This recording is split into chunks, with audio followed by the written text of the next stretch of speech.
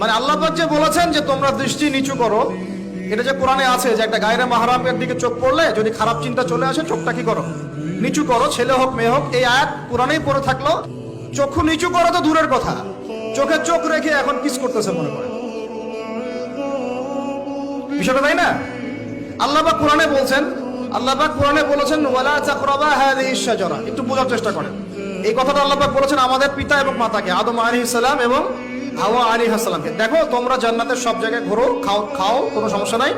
ওয়ালা তাকরাবা হাযিহিশ শাজারা, এই গাছে উঠবা না কথাটা এমন না, এই গাছের পাতা ধরবা না কথাটা এমন না, এই গাছের ফল টান দিও না কথাটা এমন না, এই গাছের ছায়ায় বসিও না কথাটা এমন না। আল্লাহ পাক বলছে ওয়ালা তাকরাবা, এই গাছের কাছেও, এই গাছের কাছেও, আরো জোরে বলেন, এই গাছের কাছেও, এই গাছের কাছেও যেও না। ফল খাওয়া তো দূরের কথা, গাছে উঠা তো দূরের কথা, গাছের নিচে বসা তো দূরের কথা, কাছেও সেম কথা আল্লাহ পাক সূরা বনী ইসরাঈলের মধ্যে বলছেন ওয়ালা তাকরাবুজ জিনা, ওয়ালা তাকরাবুজ জিনা, তোমরা জিনার কাছেও